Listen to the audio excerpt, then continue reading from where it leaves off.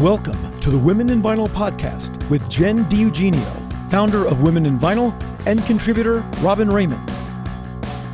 This podcast facilitates conversations with those working in the vinyl record industry to educate, demystify, and diversify the vinyl community.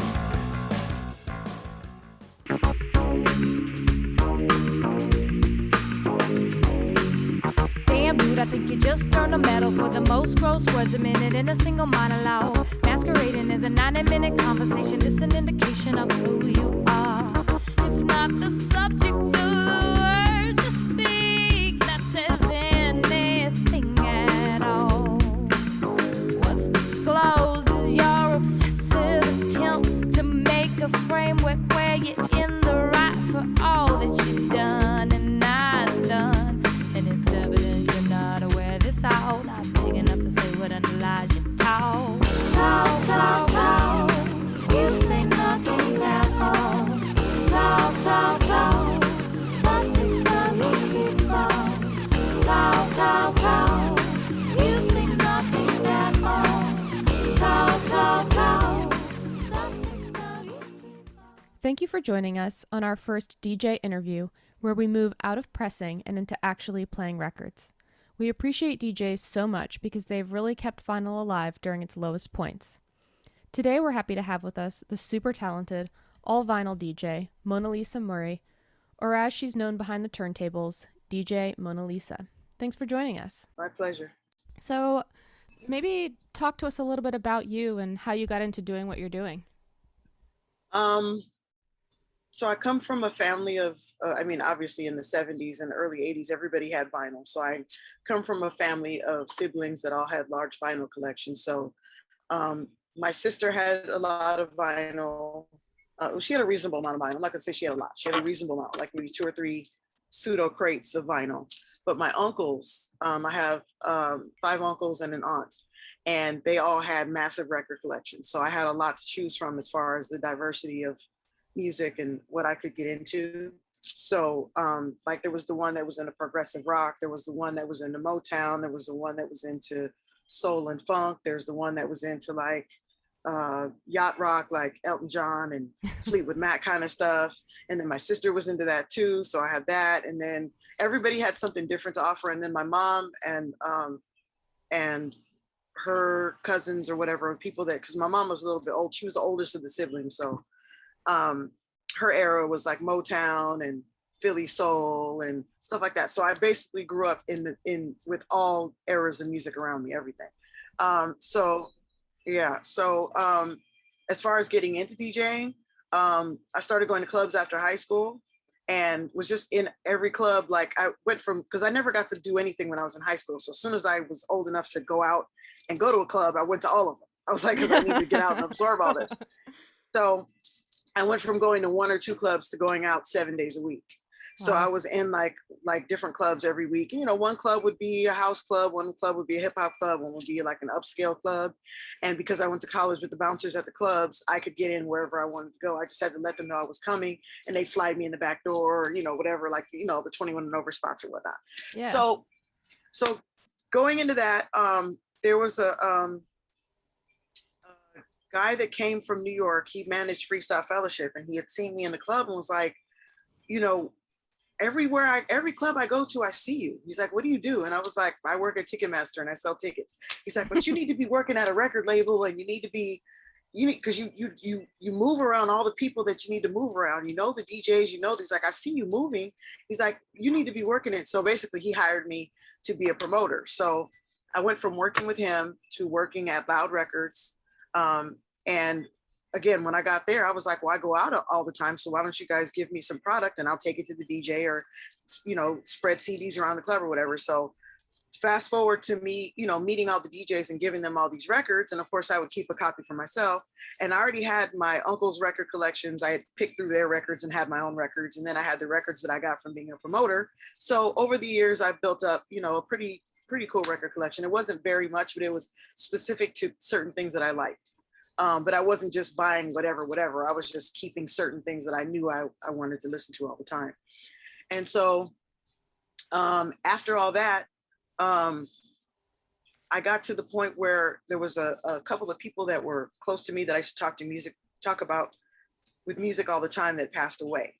And I was like, these people were people that I got to talk to about all the strange music I liked, or all the off the cuff music, like stuff that wasn't on the radio, stuff that wasn't, oversaturated everywhere. And I felt like I needed to carry the torch to keep that music playing. Right. So I was like, maybe I should start DJing. But at that time, there was a lot of like the Paris Hiltons and people like that were DJing. And I was like, I don't know if I should do this because I want to be taken seriously, but there's all these people that aren't be taken seriously. And it's like, how do I break through and, get through that and get myself to be taken serious?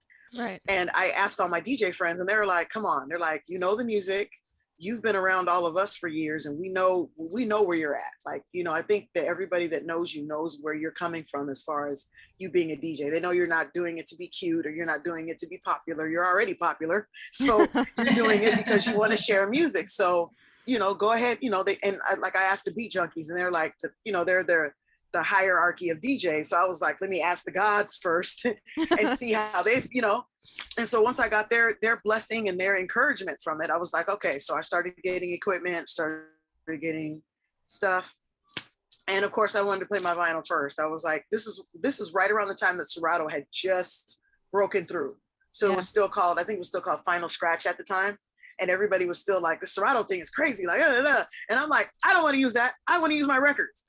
And so I just kept using records. So I started, this is around 2006, and I started using records. And I basically would ask my friends like, hey, let me play at your club or at your bar or whatever during your gig, but let me just do the first hour, first half hour, first 45 minutes, like when nobody's there. Because I need to get into an environment where I can, I can be in the zone and then get comfortable with the equipment, get comfortable with the setting, and just, get comfortable and, find my way in. So you're not people saying, hey, can you play this? Can you play that? Like, I'm just here to warm it up. I'm just here to get it warm until the person that's actually supposed to play comes. And then I'm going to go home and go to sleep. So, or I might stay and have a good time depending on the club. Sometimes the DJ after me would play stuff that I wasn't into, so I'd leave, but sometimes I'd stay. It just depended on the situation. But yeah, so that got to, the word got around, like, oh, you're DJing now? Like, I was like, yeah, I'm just doing it for fun. Because honestly, I was just doing it for fun. Like, I just wanted to be an educator, but also, just have a little fun with it. But the more I did it, the more people asked me like, hey, well, can you play over here? I'm like, okay. But it was still, those opening sets, like early, like kind of like chill sets or whatever. So I did the do-over in 2008. And I asked them, I said, look, my birthday's coming up. I just want to play some records for my birthday. Just have a little fun, play some records. And they're like, okay, this is before the do-over was the big thing that it is now. It used to be like a laid back little like casual party where there was like games on every table. And there was like, people would just come through and play records. No big deal. I mean, it would turn into a party later on, but during the day it was like real mellow. So I wanted to come during the mellow time and just play music. They're like, no problem, come on through. So I brought my records and I started playing, but I was, actually DJing, blending records together and actually doing a set.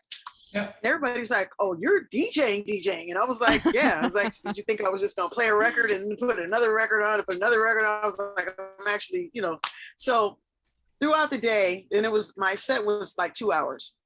But after like the first 45 minutes, word started getting around that I was doing a set, and people started showing up. Like, somebody just texted me and told me you were DJing. I had to come see for myself. And I was like, wow, this is crazy. So people like Peanut Butter Wolf, Dane Funk, people like that started showing up like, yeah, somebody texted me and told me you're DJing and I came to see you. And I was just like, wow, this is crazy. Wow, yeah. So by the end of my set, I had a full dance floor full of people, and I had people that had just shown up because somebody had texted them and told them I was doing a DJ set. And I was like, wow, this is crazy. So that was kind of like, I was like, people actually want to see me. I mean, not that I didn't think they did, but you know what I'm saying? It was just with all this ocean of DJs that I was in, people were actually like paying attention to me and giving me some energy. And I was like, this could actually work. Like, this could actually be something that I could do instead of just doing it for fun or doing it for opening or whatever. Yeah. So that was one of the first ones. And then I ended up playing at Funkmosphere with Dame Funk like 2 weeks later.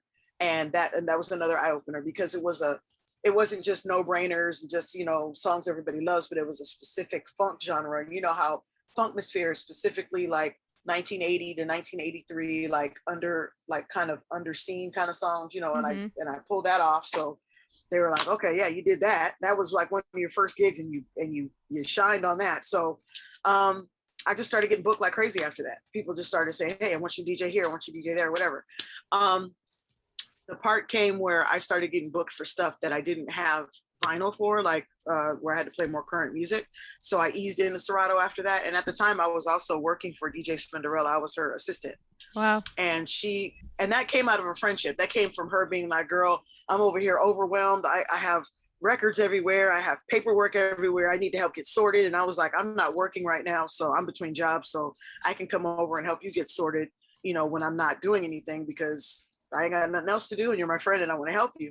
So with me helping her sort her records and helping her sort, you know, her business and stuff out, I would go over there and practice and, you know, mess around and play around on her turntables. And that was another thing. Like before that, before I consulted the Beat Junkies or whatever, Pete Rock had been in her house, and I was playing around one day playing records, and he was like, wow, he's like, you're playing some stuff over there, like you're doing good. And I was just like, oh God, like the you know, Pete Rock is sitting here complimenting me, like, what do I do? Yeah. And I just kept going, like, well, okay, let me just keep doing this. And then he finally turned around and was like, are you a DJ? Like, do you DJ out? And I had to think about it. I was like, do I? Should I? And that was the spark. You know, aside from me wanting to educate people on the music, that was another big push, is when he said that. And then she kind of looked at me like, well, you know. So anyway, so going back to the to getting into gigs. So I taught her how to use Serato based on the computer, not on the actual format of DJing. Like I showed her how to use the program and what all the little stuff does. You know, we went through the whole manual together and figured all this stuff out, because she already knew how to DJ. She just didn't know what the hell the computer did. And I knew more about the computer than I did about the turntable. So we kind of helped each other out. So we kind of learned Serato together. So then when I told her, I said, I'm starting to get booked for gigs where I got to use Serato. She's like, well, you can plug into my box and, you know, you can practice over here if you want to. And then, you know, until you get your own box, and then you can go. And then one of my DJ friends about 5 months later gifted me with my own box. So I got a box, and, you know, and I was good to go after that. So that ended up being about maybe 2008, 2009. And nice. I've been going ever since. Wow. Yeah, I think it's interesting how you sort of mentioned that people think, you know, they thought that maybe you were just going to get up there and play some records versus actually doing what you're doing. And I think most people either think two ends of the spectrum, either like an open turntable night where you're going in and just kind of playing things, or they think of like Paris Hilton at Coachella. So maybe like, what would you say in kind of like a brief synopsis of like the history of DJing, maybe like where it came from and what is sort of considered modern DJing versus like radio DJs? Well, there's actually putting a set together based on, I mean, there's different factors. You know, if you have a certain kind of club to play, you want to put your set together and make sure that you're, you know, of course, number one, entertaining people, but also, you know, being fluid. You know, you want to make sure that everything is flowing from one song to another. And it's not just because of the BPM, but because it's kind of like a journey and kind of like a, you know, setting a vibe, as opposed to just, you know, putting a record on and playing it and then taking it off, and then putting another record on and playing it and taking it off. There's got to be some kind of a, whether it's a rhythm or a story or some kind of a vibe set. And a lot of people just kind of, a lot of people that aren't serious DJs anyway, just kind of play stuff that they want to hear. Like you kind of end up stuck in their bedroom or in their brain instead of being in an experience with a bunch of other people that are feeling the same thing. Does that make sense? Totally. Yeah. Yeah. You have to kind of create that vibe for everyone. Have you played like a club as a resident where you're playing like the same slot like every week for, you know, a certain amount of times? And like, did you go and scope that club out first to figure out like what the best kind of situation was going to be when you were pulling records for that? Or was it kind of like, this is what I do, this is what I'm kind of going to bring? Well, usually I do. If it's something that has a certain kind of vibe to it. I mean, if it's like, hey, come play vinyl. It's like, okay, but who's there? Is it a hip hop night? Is it a soul night? Is it a is it a techno night? Is it a rock night? Like, what am I walking into? So I'll say, I'll ask the DJs, what's the normal vibe? Or I'll just come the week before and I'll see what everybody else is doing and just kind of put my own vibe together from that. And sometimes it's just, hey, play whatever the hell you want. So in that case, I'll just play stuff that I know is good music, but like that may not necessarily be familiar, but is good music and people will get into. Like when I did, there's a spot that I love doing in Silver Lake called Pinky's. It's a little bar and there's no dancing. It's just drinking and chilling or whatever, which makes it great because you don't have to cater to bodies moving. You just have to cater to keeping people interested, And so when I put my sets together for that, I just play all the music that I can't play anywhere else. The music that I can't play where people are going to be like, the hell is this? Who is this? I don't know this song. I'm going to go get a drink because I don't know what this song is. Like people that do that, like they're not, these people are there for the vibe and for the moment. So I like putting that set together because I can play stuff that nobody knows, but it sounds great. And they're there for it. They don't leave. They stay the whole time because they want to hear more of that. They're like, oh, she played that. What else is she gonna play? Whereas like a club like Motown on Mondays, I'm a resident of Motown on Mondays. I do that every week. And there's so much music in the Motown catalog, but there's only so much music that people know like the back of their hand and can sing every word to. Right. So that's complicated because we have that 50% of our set has to be those no-brainer songs that everybody can sing and shout to. And the other 50% can be like that Northern Soul Motown song that nobody knows but sounds really good, or that song that Stevie Wonder wrote that nobody knows that Stevie Wonder wrote. And they're like, oh, why is she playing this? And then we get on the mic and say, yeah, Stevie Wonder wrote this. And they're like, what? Yeah. So there's putting those sets together, but we try to stay out of the habit of playing the exact same thing all the time. Even though there's certain songs that we all love, like each of us at Motown on Mondays has like one or two songs that we love and that we don't play. Like I won't play a song that Jedi plays because that's his song. That's the song that he plays every time. Or C- won't play a song that he knows I love because I play it every time or whatever. So we kind of respect each other's boundaries in that sense. But otherwise, we just make sure that we cater to that half the crowd that wants to hear that wants to sing along and the other half that wants to be educated on the Motown history. So that works out. Yeah, because we say, a lot of times record store owners, they're really sort of these people that are turning us on to new music. But, DJs, I think, should get a huge credit for that, too. There's so many times that you hear something and you're like, what is that? And, you go up and ask. So I think that's really cool that you're, providing that to people who may not know something, that you can play. Yeah, I mean, because I think that's what makes you stand out, because I feel like any DJ with a decent amount of talent can play no-brainer songs that everybody knows. Everybody can do that. But the educational part is what really adds to it when you educate people about stuff that they may not know about, or teach them how to listen for different sounds and different things that they're not used to listening to. Right. I mean, and that's part of the cool factor of like the history of DJing. I mean, and when you're DJing as a backer for rappers is one thing, and like hiding your labels and disguising your tracks is one thing, and then there's like the whole camaraderie of playing a night and playing with a bunch of people where you're familiar with their sets and like what they've got in their crate, where you're like, oh, I'm not going to play that because you play that. Oh, I know you love that. Where it's like, when they're playing for rap battles and stuff, they're like, ooh, I'm going to grab that beat before this guy gets on because I know he's totally going to be on it. That's part of like, I think what has been so cool about DJ culture is like how inclusive it is and how you were encouraged to just like jump in and do it. And once, you saw that you had an aptitude for it and people validated that, you were just like, yeah, no problem. And everybody just like welcomed you in.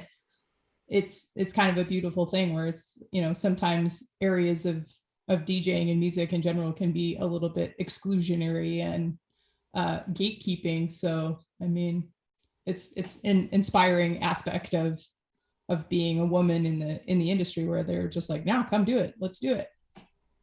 Yeah. And I still get sometimes I get a feeling that people are trying to compete with me. Like, yeah, they like if they saw me do a dope set somewhere else and then I come play with them and they're like, okay, so I think I have to be better than you. And if I feel that energy, I'll be like, look, I'm not here to be better than you. I'm not here to battle you. I'm not here to beat you. I'm not here to do any of that.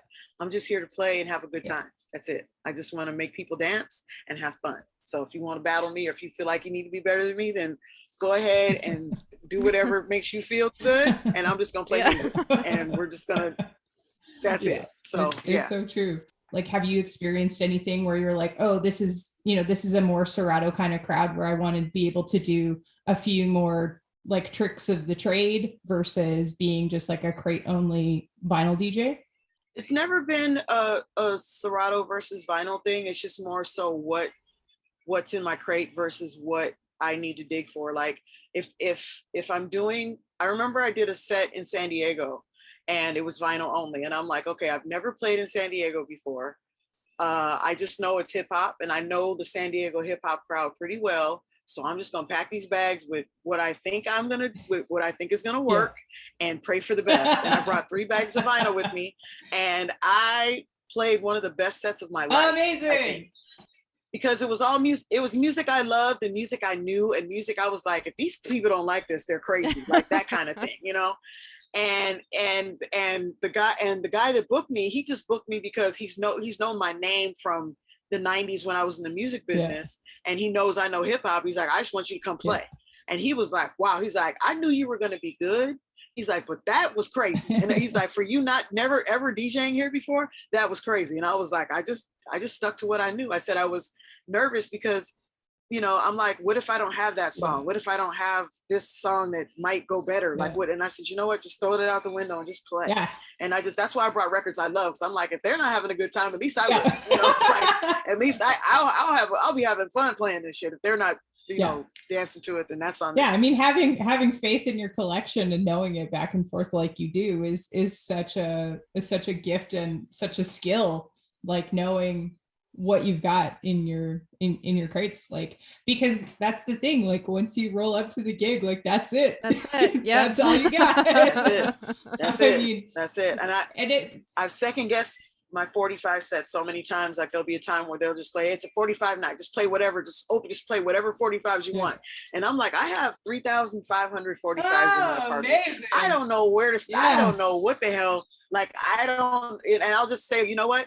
Let me put this set together because I think this is going to work. And then literally like 2 hours before the gig, I'll be like, you know what? Wait a minute. And I'll go and I'll say, wait a minute. Let me just pull this one together just in case. And I'll take both bags. And the second bag works out better than the first bag I put together a week ago. Yeah. And it's just because it you know, it just depends on what the vibe is or what I'm feeling. So. I mean, I feel like anybody that has been playing on Serato too, like they always bring at least a bag or a half crate or something for when inevitably Serato crashes and you still got to bring something because you can't just go silent mode. So there's always like a backup record. What is like, do you have a go-to song when you see that like things maybe aren't landing the way that you want to? Is there something that you are always like, yep, that one goes across every single crowd that you play to? Is there one record that comes to mind as a people pleaser? I mean, there's like the cliche songs like Hot Music by Soho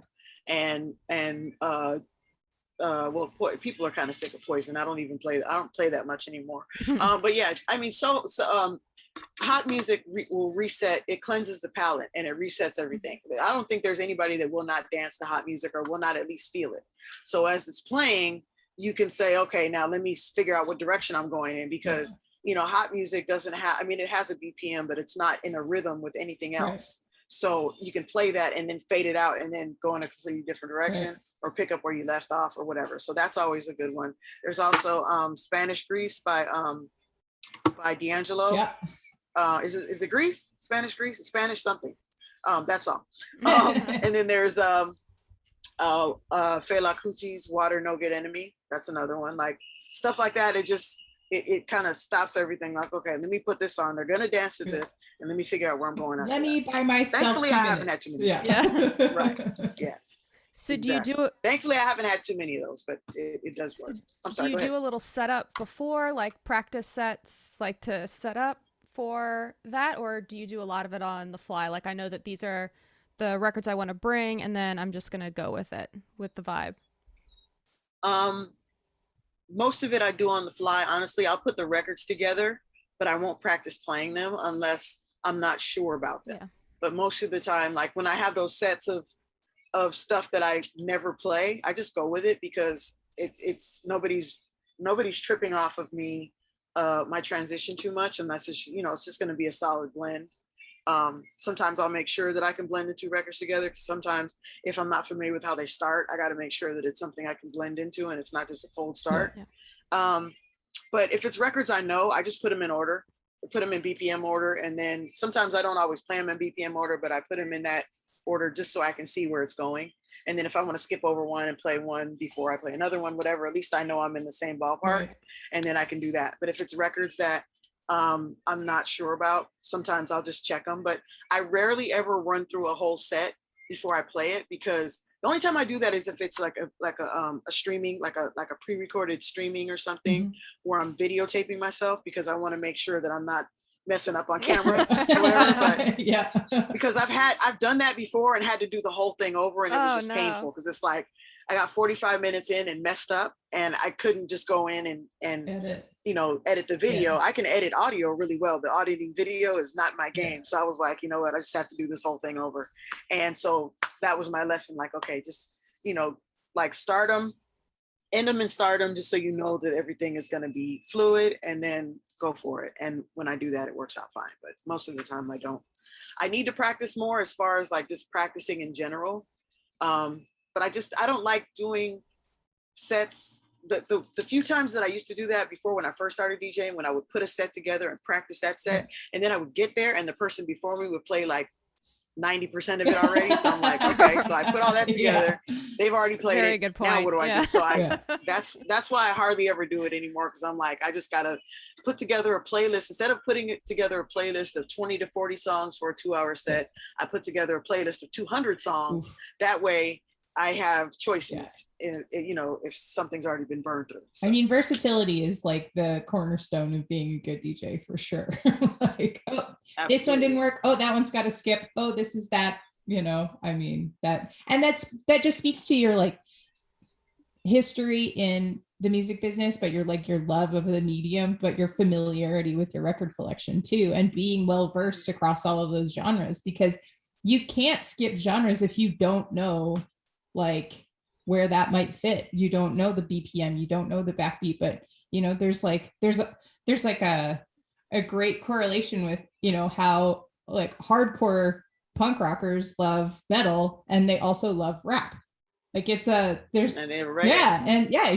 and like it's a funny like correlation between all of those things. So you can play rap at like a hardcore punk rock night, and it'll go off, and like people love it because they have that understanding of those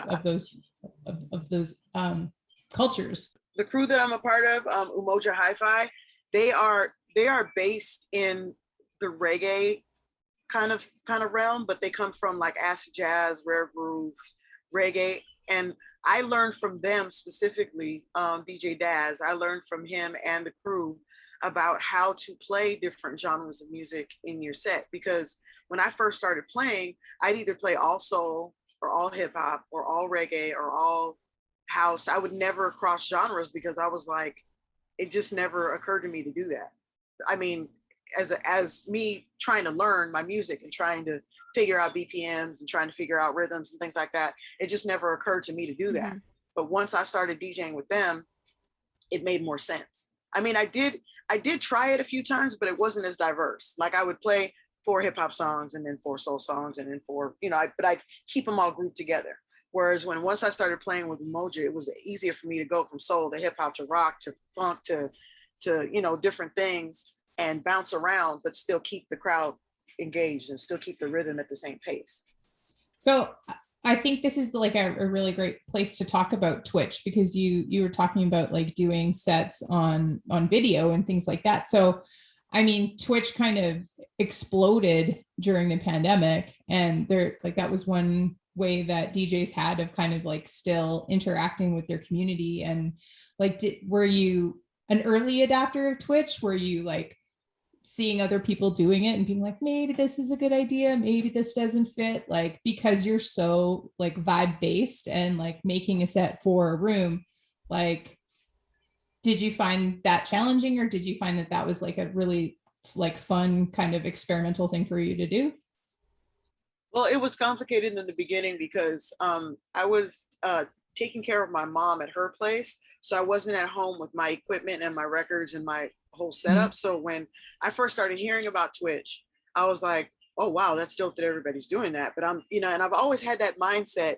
It's a very bad mindset to have, but I've always had that mindset that's, I can never do that because I don't have that, or I don't have this, or I don't have whatever. And I'm thinking like, yeah, I can't do that. Like how, like, I don't have a webcam. I don't have an audio interface. I don't have this. I don't have that. I was thinking all this, like, I can't do that. So, but it kept my mind off of, you know, everything that I was doing. So I would do that. Like at night I would log on and I would watch my friends DJ and see what they were doing. So in doing that, I said, you know, I actually probably could do this if I got all the stuff. And then, you know, it wasn't like I didn't have the money. I just didn't have the brain power to figure everything out. So, but I'm watching them and then I'm asking people like, hey, how does this work? Or how does that work? You know, I'll hit them in their message box and they'll say, oh, all I did was I got this and I got this and I set this up and I got this and all you have to do is, and they were telling me exactly what to get. But the difference is with Twitch, it's not like you get 2 turntables and a S9 or 2 turntables and a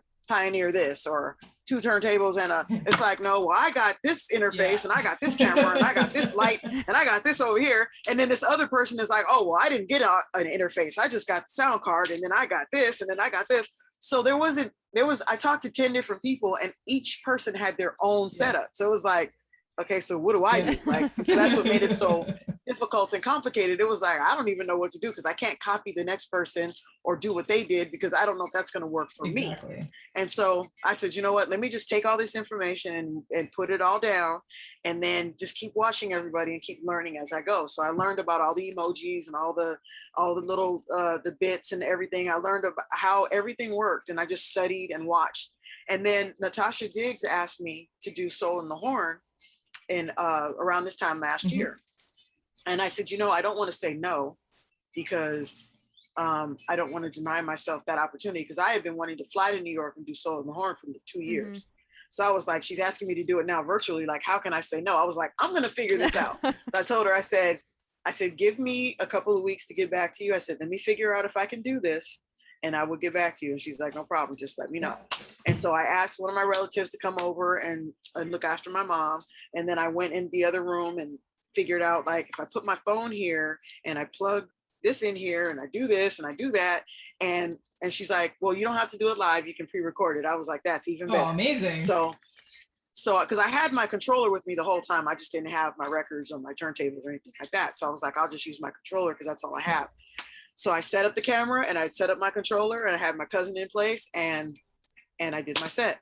Awesome. And that was the beginning of my, well, I'm not going to say the beginning because when I was in the chats, I was talking to people in the chat rooms and DJs would give me a shout out in the chat, say, hey, please Monalisa in the chat, please follow her. She's a great DJ. She's this, she's that. And I was like, wow, I'm getting compliments and people are already following me and I haven't gone on. I haven't played a thing. I haven't done anything. And so I started getting followers from that. So then when I did Soul on the Horn, I got a bunch more followers from that. And by the time I was done taking care of my mom and I come back home, I had like 250 followers. Nice. And I think I'd streamed that one time. And then we did a Soul Train tribute on the Motown channel. Awesome. And I pre-recorded that too. And yeah, so by the time I got back home, I had 250 followers. So I was like, okay, now that I'm home, let's get this podcast. Okay, let's figure this out. So my biggest thing about Twitch is that I'm not a talker. I've never been a talker. Yeah. I've never been a microphone, throw your hands in the air, shout out to so-and-so. I've never been a microphone person. I've been like, just give me the turntables and the music, let me play, leave me alone. Like I've always been that person. So I had to figure out, I'm like, okay, am I going to get a microphone? Am I actually going to be talking to people? Because it irritates me when DJs talk during their Twitch, especially if they talk a whole lot. Like I'd rather hear you play music than tell me 15, 20 stories. So I got a sound card. I use my iPad as my camera. So I think my Twitch setup cost me all of $25. Amazing. And other people spent like $400, $500, $600 on their audio interface and their lights and all this. Yeah. And I have a floor light and a sound card and an iPad that has a cracked screen, but the camera works great. So sometimes you just that all worked out for me. sometimes you just need that push. I mean, that feels very similar to doing this podcast. You're welcome. Yeah.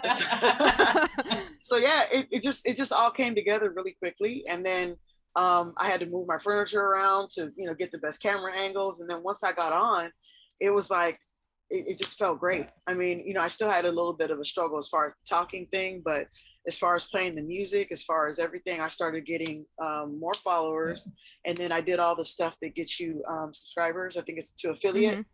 I got to affiliate and I started getting subscribers and everything was great. I haven't been on as much because real life has been going on and I've had to step away and do other stuff, but looking forward to getting back on because I love the fact that you can be in the comfort of your own home and I'm surrounded by my records so I can actually play my records as opposed to relying on Serato. Sometimes I just play it because it's easier, but I have the option of, putting a set together with my records and then I can just, when I'm done playing, I can just put them back as opposed to going out to a gig and then just dumping the bag on the floor and going to sleep and then forgetting the bag is there for 2 weeks or whatever. Like I actually have the option of doing more with my records and interacting with them more. So I think it's great. I just want to get back on as soon as I can. Do you see with all of the digital opportunity and Serato and everything that vinyl will continue to remain an important part of the DJ culture? Or do you think there are people that are just like still diehard that?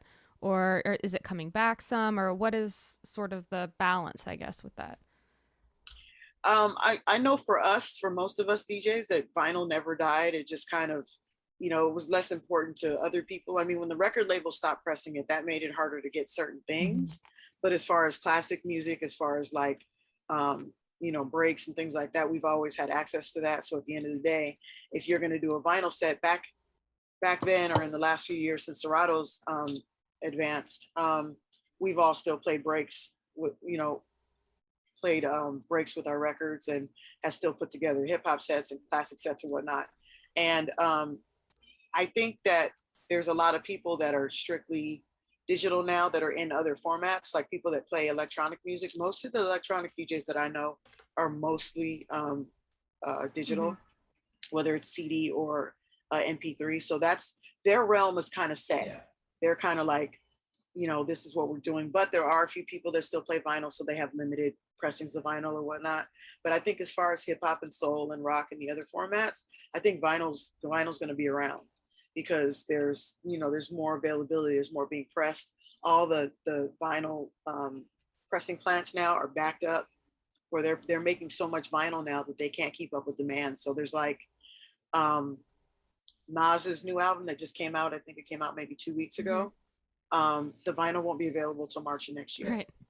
Like it's like so much going on in the other genres. So there's certain people that are, I would say done with vinyl or just kind of, just because it's easier for them to do their gig, they can just throw a flash drive in their pocket and hop on a plane and, plug it in and go. And that's, easier for them. But I think for us, those of us that play soul and hip hop, I think vinyl is going to be around for a long time.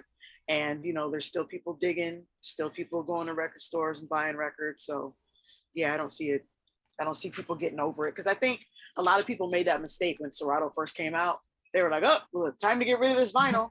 And they got rid of all their vinyl. And then a year later, they're like, why did I do that?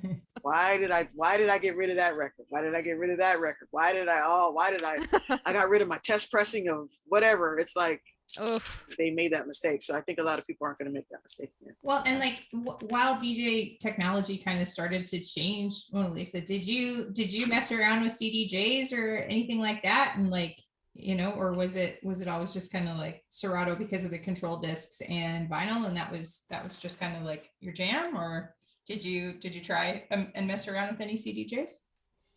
I'll tell you, I cannot stand CDJs. I think they're ugly too. Everybody tells me that they're like, you're gonna have to adopt. I was like, I am not gonna have to do anything I don't want to do. Like, I was like, and back when I first had to play on them, I was like, I'm doing this for fun. This is not fun. Like, this is not, because it's the reason why primarily is because CDJs are so precise because they're digital and techniques give you a little bit of room for error. So like when you're when you're DJing and you put your pitch on and you're in between 2 BPMs, you can use your finger and you can slow the record down, or you can turn the spindle and speed the record up, but you can get it right where you want to get it. And I know that CDJs have the wheels where you can turn them and do the same thing, but it's just not the same. If you put your finger on the side of that CDJ to stop the record, it's going to stop the song. And then you're going to be like, oh wait, I didn't mean to do that. And then your song skips and stutters and it's just a mess. Whereas if you do it on the turntable, you can get your blend together because you can put it right where you want to put it. And it just gives you more room for to easily play your music. And I just don't like all the buttons and all the lights and all. Like, that's why I hated controllers too, because I've learned to love my controller, but I hated controllers for the same reason, because I was like, if I do buy a controller, I want the simplest thing. I just want the EQs and the faders and the crossfader and the wheels and the pads. That's it. And that way I can, do what I need to do without all this extra stuff going on. But I just took a class at the Beat Junkie School called Controllerism. And it basically teaches you how to use your controller, how to use all that stuff on your controller. And I was like, I'm taking this class because it's going to help me learn to love this thing. Yeah. And not only did it teach me how to do all kind of different things on my controller, it also taught me, because the same stuff I can do on my controller because of the pads, I can do on the S9 mixer. So it basically taught me two different things at one time. So that's awesome. But yeah, I basically stuck to Serato and the turntables because of the vinyl feel. Like, I love the feel of vinyl and I love having a record to play. And even when I first started using Serato, I would still take the record off the turntable and flip it, just because I felt I was in the habit of taking the record off. And so I had to get out of that habit. I would just take it off, flip it, and put it back on. And that way, once I got used to it, I stopped doing that. But I would do it every time. And people are like, why are you taking the record off? I'm like, I have to do that just to familiarize myself with what I'm doing, because I'm so used to taking the record off and putting it away. I just lift it up, flip it over, and put it back down. But again, I just love the feel of vinyl, and it's the nostalgia of it and just the format in general. But digital thing, I mean, I don't think I could ever go all digital unless they just stop making records, which, I mean, I'm still always going to have this mountain of records in my apartment, so I'm always going to want to play. You've mentioned Ladies of Sound or Beat Junkies, and I know you're part of Ladies of Sound, which are a couple organizations that I love. What is your involvement there? And maybe tell people listening what those organizations do and how they could maybe get involved. So the Beat Junkie School, of course, is the school. It was founded in 2017, and they basically have like 12 student classes. They have open turntables where they have I forgot what it's called, LONG-TA-GON, because it's not a shape, it's just a long table with turntables on it, so people want to practice.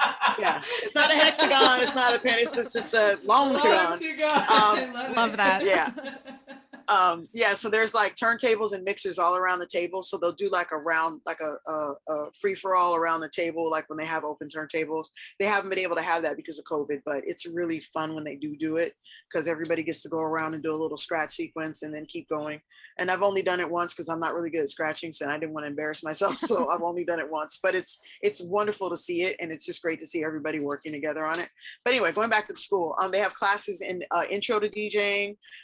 They have a structure class, which basically teaches you like, just basic structure of DJing and, different ways to put your sets together, different ways to use Serato and vinyl. And then the controllerism class was just something they decided to try. Like, let's just, give people an option, like a different kind of class to do while we're in the middle of, the pandemic, and something else they can focus on. And then the Ladies of Sound is specifically just giving ladies a little bit of a spotlight to, showcase the lady DJs and everything they can do. I'm not specifically involved in I'm like a mentor figure, I guess you could say. That's awesome. Like I did a panel with them. It was me, Shorty, Javin, Step, Rye Toast, and Bella Fiasco, and we all did a panel where they asked us all questions about being a female DJ and obstacles and different things that we've learned over the years, and things like that. And it was great. And again, they wanted to do more of them, but pandemic happened and everything. But I'm just like kind of like an affiliate per se. I just I'm just around for advice and to mentor anybody that wants to be mentored. There's actually a little girl that saw me DJ years ago. at 7th and Fig, and she drew a picture of me and gave it to me after Aw. I did my set. And I was like, oh, this is so cute. And I kept it and I taped it to my laptop stand at home. And then when I first started going to the school, the principal, Maricel, she took me over to this little girl. She said, do you know who this is? And I was like, no. I said, how you doing? And I met her. Her name is Lucy. And she's like, she saw you DJ years ago, and that's why she's here. And I was like, this is the little girl that drew the picture of me. Yes. And she's like, yeah. She's like, I drew a picture of you and I gave it to you. And I was like, oh my God. Give me goosebumps. And she went through the whole class and she graduated, and she's an amazing DJ. Yes. And I got goosebumps too. I was just like, wow, this is amazing. That's what we're here to do. Yeah. That's amazing. Totally. Yeah. So for kids like Lucy, and for, all the women out there that, and even if they're not a part of the school, I mean, it's just, at least, it's a way for, for women DJs to have recognition and to have mentorship and to have a place where they can do their own thing. They actually have their own headquarters now. Their headquarters is downtown. They're still, of course, affiliated with the Beat Junkie School in Glendale, but they have their own headquarters where they can do different things, just, specifically for the ladies of South. That's great.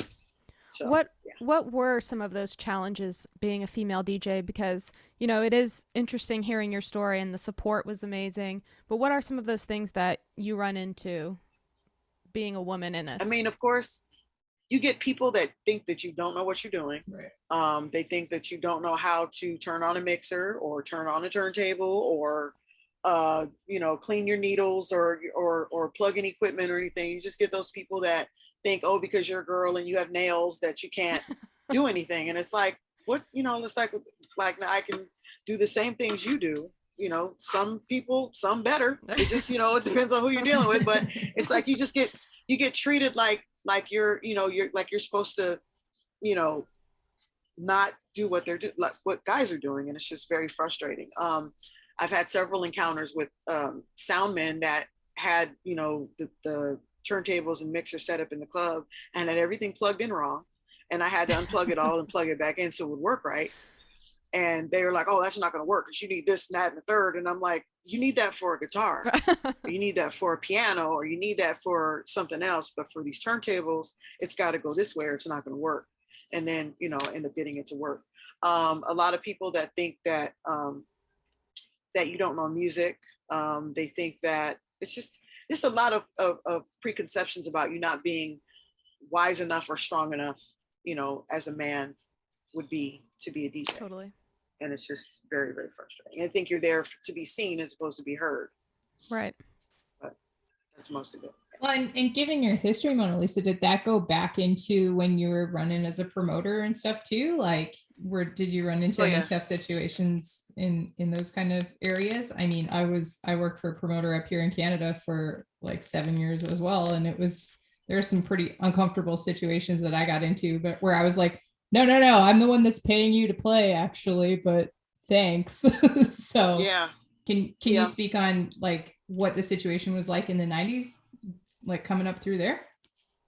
I mean, the most unfortunate thing about being a promoter and being known and being around so many people was that people assumed that I was a groupie because I knew everybody and I got in everything and I was everywhere. And it was just my relationships with people. I was cool with people. Like there was a lot of bartering in the music business. So it's like, we would call each other. I'd say, hey, listen, I want to get these 3 Too Short CD promo CDs. Can you send me some? And then the promoter over there would say, yeah, what do you have? I'd say, oh, I have Wu-Tang. Oh my God, you have Wu-Tang? I'll send you Too Short's whole catalog. Just send me one Wu-Tang CD.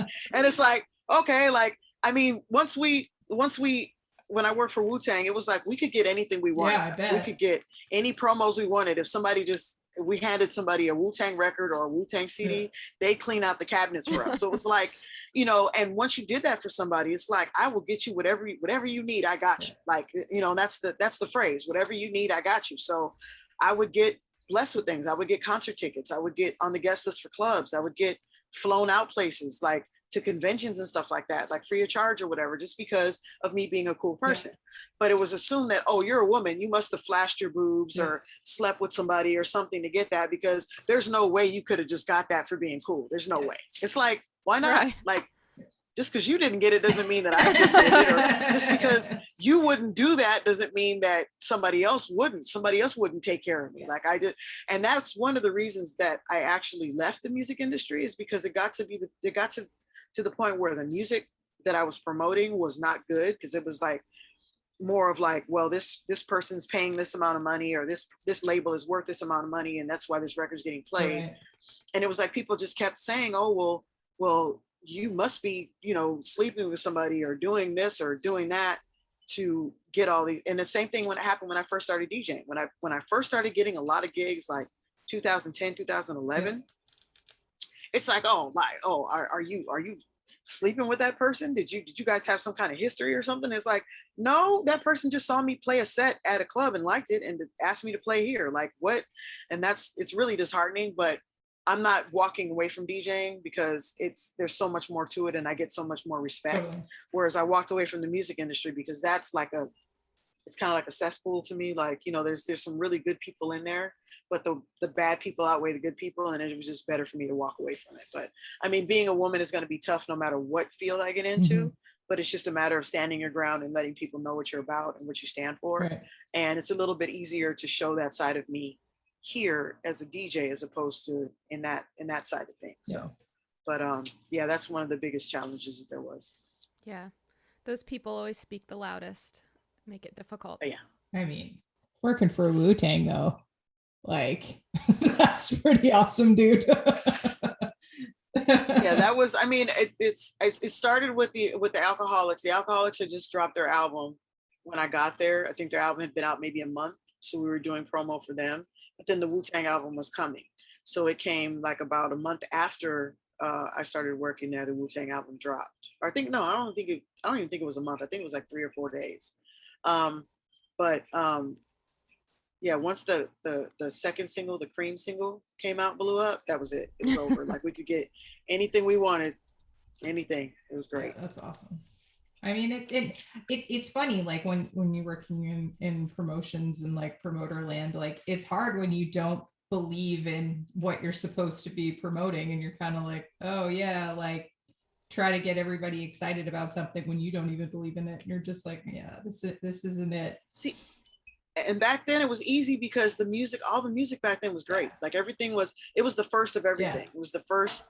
Like Wu-Tang was the first 8 or 9 man rap group. Yeah. Like usually it was two MCs and a DJ, mm-hmm. or 3 MCs and a DJ, but never 8. It was like 8 people. Like, what is this? And then, people getting on the radio, like, getting hip hop played on the radio on a station besides K-Day was big for us. Like, because commercial radio wasn't having it. They didn't want to play anything. And we had to fight tooth and nail to get half that stuff on the radio. Yeah. And it's like now there's hip hop all over the place. But back then it was unheard of. It was like something had to be really special or somebody had to pay a lot of money to get a hip hop song on the radio. And then there was only certain times you could play it, like the mix shows. Right. There was, the mix show, the lunch mix or the evening mix or the weekend mixes was the only time you would hear hip hop. Right. Like otherwise you would hear either the super safe hip hop or old school hip hop or nothing. Mm-hmm. Or it might be an R&B song with a rapper on the hook or something. And that was also how that started, because they started putting rappers on the hooks to get them a little bit of commercial radio exposure so people would know who they were. And back then it was tough, but got it done. Yeah, you did. And as a note, I looked into my own D'Angelo records while we were talking about this, and there's Spanish Joint and Chicken Grease. Yeah. And Chicken Grease. Spanish Joint. So Spanish Joints. Yeah, I merged them together. I'm sure you've played them together too. Yes, I have.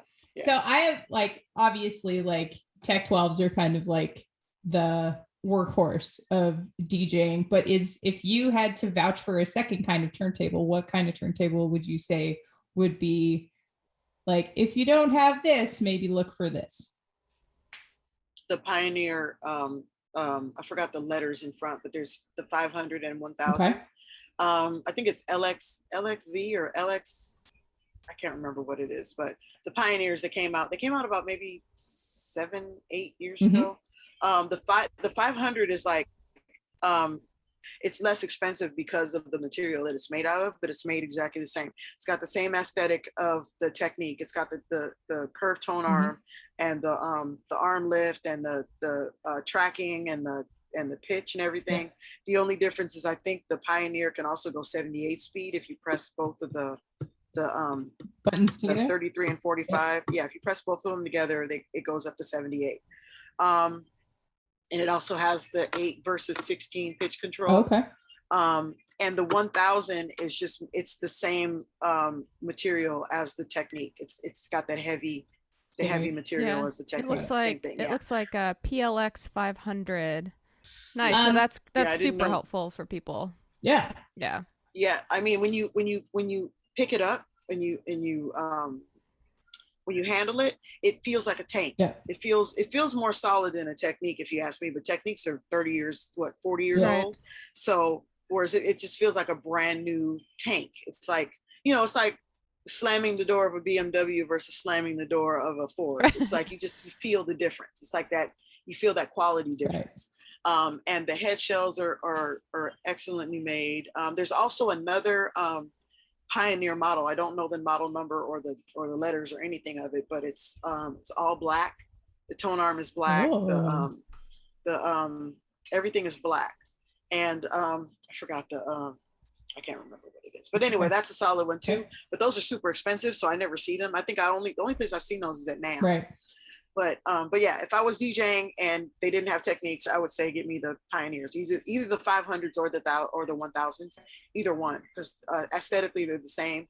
The sound output is fantastic, and the only other difference is that the RCAs come off, so they're like, you can use the double-sided RCAs as opposed to them being connected to the machine. I think that's also helpful because they tend to wear out after so many years, so it's good. You could just take the RCAs off. I mean, that's like one of the worst things about, putting your Tech 12s in road cases is like all the cables and stuff. Like you can't take them off and you just gotta wrap them around things. And then ultimately like dust covers and stuff don't fit. And it's just kind of a nightmare to move. Yeah, but you can take the RCA off and the power cord. That's awesome. So it's just whoever put those together thought of damn near everything. Yeah. That's great. Yeah. What about cans? What about headphones? Like, what's your go-to headphone? The headphones that I've been using the longest for the last maybe 6 or 7 years is the AI. I don't know who thought of that name. It sounds like a yodel. Yeah. They're the TMA 2s. Okay. They are amazing to me because, well, first of all, when they first came out, they have a headset, a headband, and then they have the 2 cans, and the cans are removable, and they have 2 screws. This is hard to explain, but there's 2 wires that connect to the cans. Yeah. So basically when you order them, you're ordering the headphones together, but you can also order different cans. So they have cans with heavy bass, they have cans with cushions. Yeah, they have cans with different frequencies and different things. So there's like 1, 2, 3, and 4. Cool. So you're getting the number 2 headband, the number 2 cans, and the number 2 cord. Well, you can get the number 1 cans, you can get the number 3 cans, and put them on the same headband, and it's all interchangeable. When I first got them, I think after the first year or so, the headband snapped in half. Ooh. And I freaked out. I was like, oh my God, what the hell do I do? And they were just wobbling all over the place, and I didn't know what to do. So I found out that they have a 3-year warranty. Oh, good. So not only I emailed the company and I said, hey, listen, my headphones broke. I don't know what to do. Like, what do I do? And they said, not only do your headphones have a 3-year warranty, but they're also, that's a known issue with the headphones. Yeah. It's a defect. So all you have to do is send us a picture, but I had to cut the cord. There's a cord that goes from the cans to the headphones. At the time, the cans were connected to the headband. So I had to cut the cord and take a picture of it and then send it in. And once I sent them the picture, they're like, okay, we now know that your headphones definitely don't work. So we're going to send you another pair. So they sent me a brand new pair free of charge. Oh, amazing. Yeah. And I had gotten them, I initially got them from Stone's Throw, and they had Stone's Throw logos on the ends, but I was like, say la vie, at least I still have the cord in the bag or whatever. Yeah. So they replaced them. And then a couple years later, the headband broke again. And I was like, okay, this time it wasn't this time it was my fault. I said, last time it was just, simple pressure. But again, 3-year warranty. They're like, take a picture, send them back in. We'll send you another pair. And they send me another pair. I mean, so I love a good customer service moment like that. For sure. Yeah. As of right now, I'm out of my warranty, I think now. And the material on the back of my cans is starting to peel a little bit. So, but I have a backup pair of what are these things called? V-Modas that I got. I got them customized with my logo on the side. Nice. And those are pretty cool. They sound pretty good too. Everybody hates the Beats by Dre, but I have a pair that I use at home that work really well. I have no complaint about them. But I don't know if I take them out to DJ because I'm not sure how they sound out in the real world with all the noise. But the V-Modas I've used at gigs and they sound great. Well, and that's a great point, Monalisa. Like what makes these headphones like superior for you? Like what are you looking to get out of a good pair of headphones when you're DJing? Is it like noise isolation? Is it like a certain bass or frequency response? Like what are you looking for? I think it's definitely noise isolation, but also like thorough sound. Like I want to hear like the full body of the sound. There was another, I'm trying to think of the headphones that I had that I didn't like using because I couldn't hear anything. The Urban Ears. There was a Urban Ears. The Urban Ears have they have a cord that's reversible. Oh. So you can put the 1/4-inch cord into the headphones and then the 1/8 cord into your phone if you want to have a conversation. Yeah. Mm-hmm. Or you can put the 1/8 into the headphones and then put the 1/4-inch into the mixer if you're DJing. Oh, nice. And it's a great functionality for you to be able to do different things. But when I tried to use them to DJ, I literally couldn't hear. Like there was no bass in them. There was no like full body sound. I could hear the music, but it didn't sound like I needed it to sound in a club full of people. Right. Whereas if you're using them for your phone, they sounded great. Right. But for DJing, I was like, nah, I couldn't use those. Cause I mean, they were cute and they were portable and they were small. And I could just fold them up, throw them in the bag and it was great. But that's when I got the TMAs because they sounded so much better. I was like going back and forth between the two and I was like, let me just stick with the TMAs. So, but yeah, so I don't like those, but yeah, definitely you get the sound out of the V-Modas and the TMAs. So I have a couple of like technical questions for people that might not be familiar with like the ins and outs of DJing. And I mean, this might be a big ask too. So if it's like impossible to do, like totally don't worry about it. But can you explain like what scratching is? And can you explain like what beat matching is? Can you explain like these like regular kind of DJ terms that people might hear that but don't know what exactly they mean?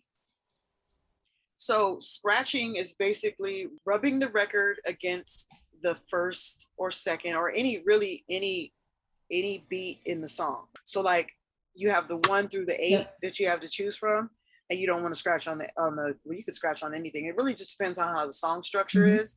But most people start on the 1 and they rub the record back and forth, and then there's a part in the groove where you can hear the beat coming. And you basically rub the record back and forth and you can hear that beat, and you're just scratching. You're rubbing the record back and forth so that it's making a scratching sound against that beat. And what are you using that for in DJing? Like, why would you scratch a record?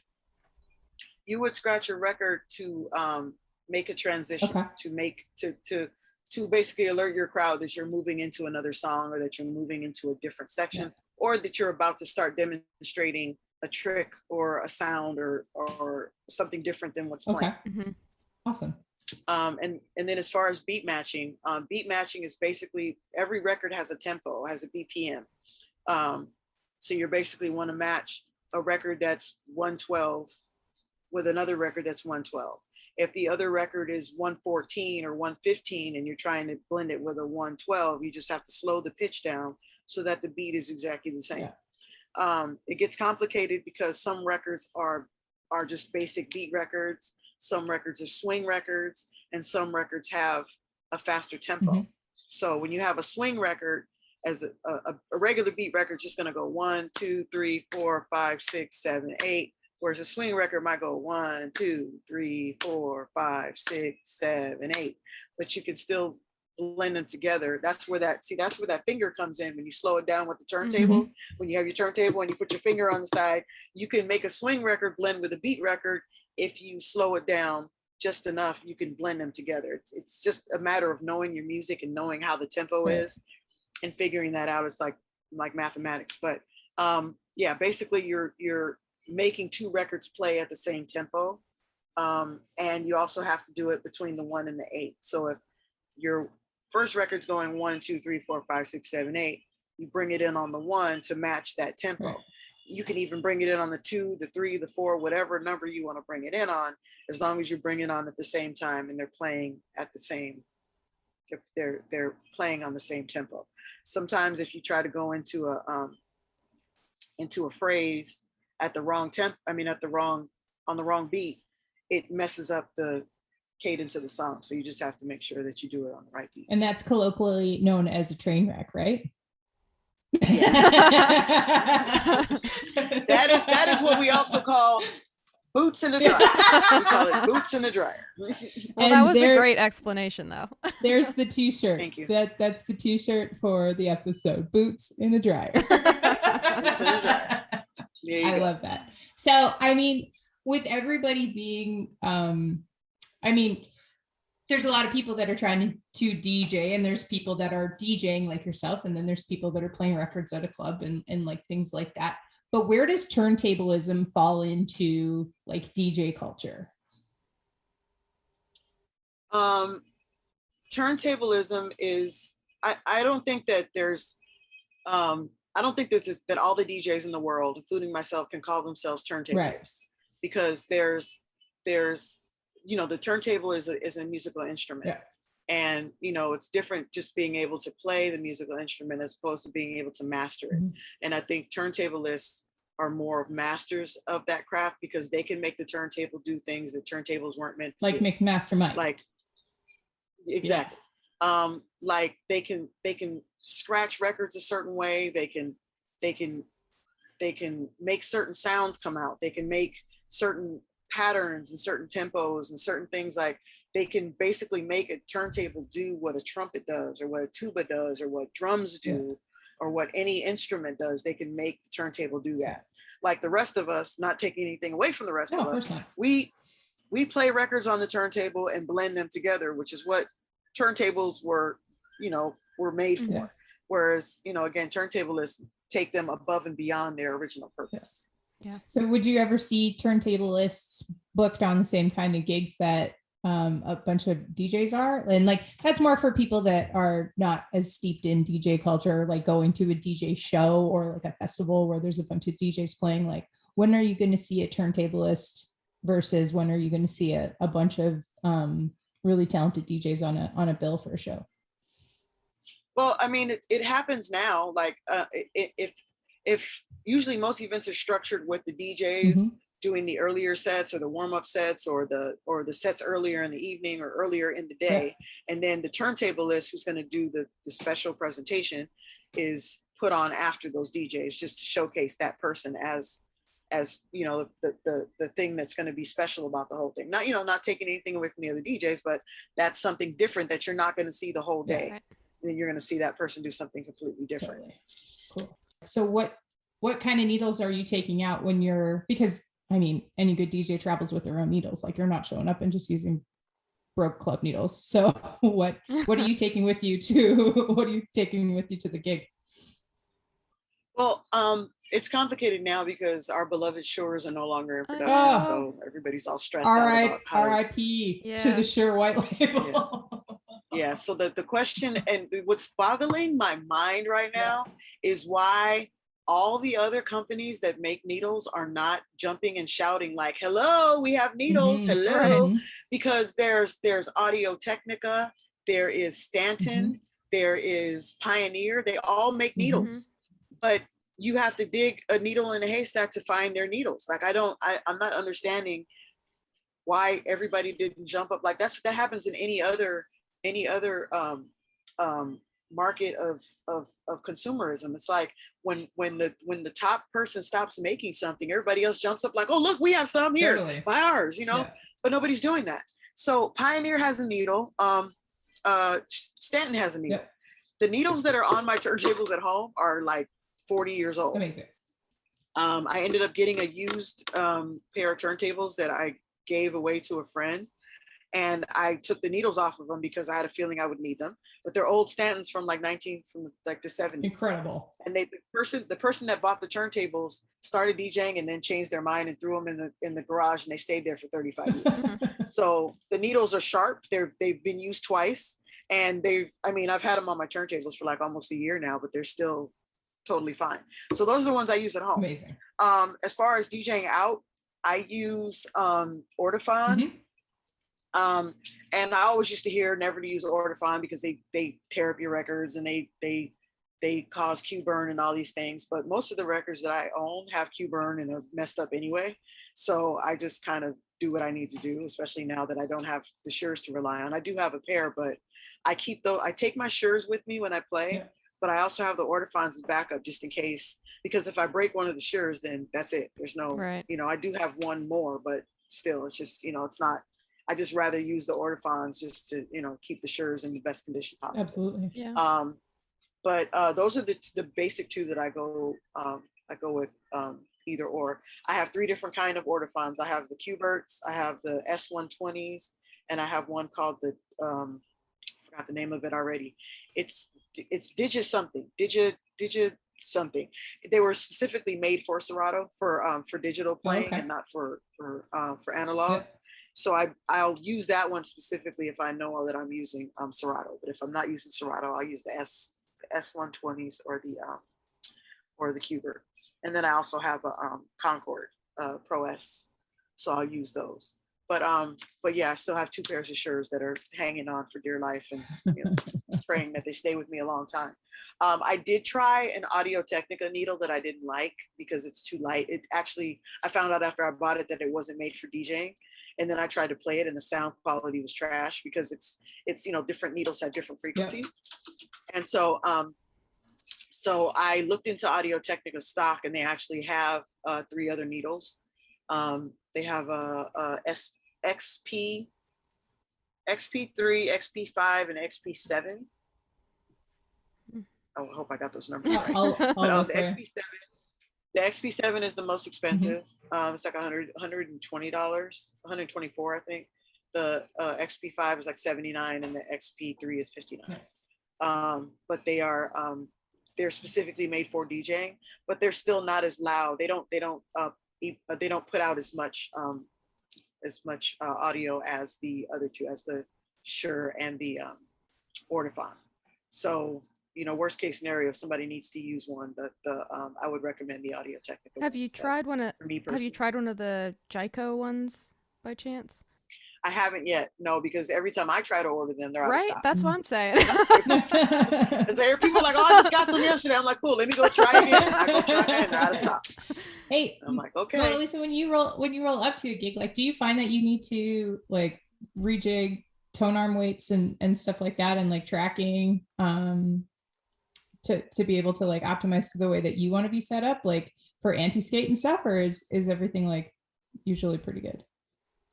Usually it's fine, but sometimes, like if I show up to a gig and there's 2 different needles on the turntables, like if there's a Ortofon on one and a Shure on the other one, I'm like, okay, because I know what that means. I know that means that one of them was acting funny and one of them isn't. And then like some of them, if you take the weight off and put it back on, it messes up everything, and then the turntable just doesn't work anymore. So I can always tell that there's going to be a problem with that. If I show up and the turntables are dirty, or if they look like they've just been through hell, like they got thrown down a flight of stairs, and I'm like, okay, and I spend extra time just making sure everything works. Yeah. But most of the time when I show up, there's either needles on there already, or they're just empty, waiting for me to put mine on. And then I bought a deoxit pen, which I recommend for everybody listening or everybody that DJs. I got a deoxit pen. It looks like those old silver and gold Sharpies they used to have back in the day. It looks like that, except it's specifically for cleaning the contacts on your needles before you put it on the toner. Oh. Because you know the licking, you know how everybody used to lick their contacts or whatever, that actually makes rust form in the toner. And then you have to do it every time because it's rusted and there's no surface there. Whereas if you use the deoxit pen, it does that moisture for you without rusting out your toner. Amazing. So I use that every time I put them on there, and it works like magic. Yeah, I mean, usually I'm guesting somewhere, so there's been DJs that are on before me, and if their needles are on there and they sound fine, I'll just use their needles. If they're not leaving or anything, I'll just use their needles and roll with that. But whenever I use mine, I just make sure that everything is. Sometimes I forget to do that thing with Serato where you put the needle on and then look to see the circles. Mm-hmm. Sometimes I completely forget to do that, but I'll look. If I look and I see the red line go across the deck, then that's when I do it. But otherwise, if it looks fine, it doesn't do anything, I don't look. I just go for it. So I mean, sometimes the record gods have you in their good graces. Yes. Yeah. Oh, one last question: to air horn or to not air horn? Because I love an air horn. It depends on the person, honestly. Yeah. Because some people know when to air horn. I think it's when to and when not to. I don't think it's if or if not. I think it's when to and when not to. Because some people do it way too much. It's like, okay, bro, all right, okay, we get it. And some people do it at the precise moment where it's like, that's the reaction I want. It's like, I think J-Rock has air horning down to a science. Because he'll do it like, okay, y'all, like you're just like, okay, pay attention because I'm about to drop something right now. So you pay attention when he does it. Whereas anybody else will just do it after they drop every record. I'm like, that's gonna drive me. Yeah, that's not it. That's gonna make me log off. That's gonna make me log off your Twitch. Yeah. It's gonna make me walk out of your club. It's like that's gonna be a turn off. Awesome. I mean, I think that's all of the questions. Why don't you ask our question? And it's gonna be very hard for her because she's got a million records. So Monalisa, we have a question that we've been asking people that are coming on, gracing us with their presence on the podcast. If you could make yourself a custom split 7 with anybody from any genre, anytime on the A side, and anybody, any genre, anytime on the B side, what would be your custom 7? Wow. Right? I'm just thinking of your collection, like I want to see your collection of 45s, like just alone. I just want to see that. That's really hard to say because there's a handful of songs that mean a lot to me, but it's a handful. So it's like trying to put one on one side and one on the other is okay. So I have one side. Yeah. One side is easy. The other side is, I don't know. The one side is a song by Dayton called The Sound of Music. Okay. Are you guys familiar with that song? No, but I'm going to look it up. So it's a song from 1981, I believe. Okay. The group Dayton is comprised of different people, but the main person in Dayton, he was in like 4 other groups. He was in another, it's a funk group. Okay. He was in another group called Xavier. Okay. He did some gospel albums when he was younger that are collectible. His name is Ronnie Thomas. And he wrote that song, The Sound of Music. And it's basically one of those songs that it's basically talking about nothing. There's nothing like the sound of music. Nice. And it's the hook of the song is, I'm not going to try to sing it like I wrote it, but it's just like the sound of music makes you, I forgot the words to it, but it's just like the way he's singing it. It's like so joyful. It's like, it just makes you want to it's just joyful. It's a joyful song about music. Love it. It's hard to describe. When you hear it, you'll know what I'm saying. I'll find it and I'll link it in the show notes. Yeah. But the basic theme of it is like, there's nothing like the sound of music. Like there's nothing like it. The other song on the other side, I'm just gonna say because it'll be easier for me to get this over with instead of keeping it for 2 hours. No, we love it. What can I do? Is a song called "Love Has Come Around" by Donald Byrd. It's Donald Byrd and the 125th Street New York City band, something like that. Nice. It's Donald Byrd basically, and it's called "Love Has Come Around." Do you guys know that song? I feel like I know that one. And it's another one of those songs that's kind of like that same thing. It's like talking about, you know, love has come around, feels so good to me, brings me so much. It's just all this joyful. It's a joyful song about love.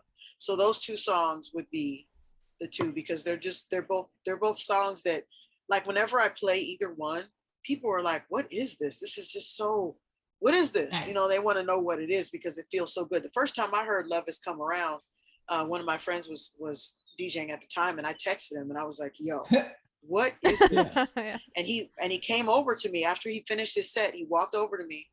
He's like, the song is called Love Has Come Around by Donald Byrd. He's like, and I play it almost every time I DJ because it's, and I was like, that song is wonderful. It's just so joyful and so wonderful. And it just makes you want to go fall in love. It's like one of those just joyful songs. I love that. Awesome. And it's got the what is it? The Blackbirds singing on it. I can't remember. I'm trying a complete brain fart on who sings on all the Donald Byrd songs. Like the same people that sang on Change, same people that sang on Wind Parade, same people that sang on Think Twice and all the other Donald Byrd songs. It's the same people singing on there. Amazing. But it's just a joyful, beautiful song. And Isaac Hayes produced it. Sold. Which is crazy. When I saw that, I was like, this does not sound like anything that Isaac Hayes has ever done. It doesn't have that, but it's Donald Byrd. It's just Isaac Hayes produced it. So it's just different. Oh, that's awesome. Nice. So, I was just anyway, so side one is The Sound of Music by Dayton. Side two is Love Has Come Around. You've given me lots to research, so I'm super stoked for that. Yeah.